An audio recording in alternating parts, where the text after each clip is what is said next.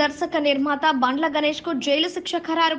వివరాలకు వెళితే check bounce కేసులో ఒంగోలు సెకండ్ ఏఎంఎం కోర్టుకు బండ్ల గణేష్ హాజరయ్యారు. ఇరు వర్గాల మధ్య తీవ్ర వాదనలు జరగగా సుదీర్ఘ వాదనలు విన్న అనంతరం జడ్జి బండ్ల గణేష్ కు 1 సంవత్సరం జైలు శిక్ష, 95 లక్షల రూపాయల జరిమానాతో పాటుగా 10,000 రూపాయలు కోర్టు ఖర్చుల నిమిత్తం ఇవ్వాలని జడ్జి తీర్పు ఇచ్చారు.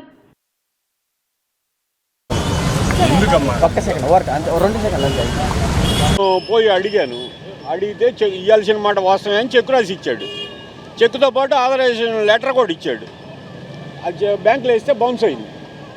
ఇక తర్వాత శ్రీకాంత్ గారికి ఇచ్చి కేసు వేసాం.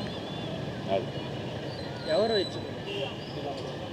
అది కదన్నా, జడ్జిమెంట్ ఏమని చెప్పారు? ఇంకా రాలేదు, కాపీ వస్తే మాట్లాడదాం.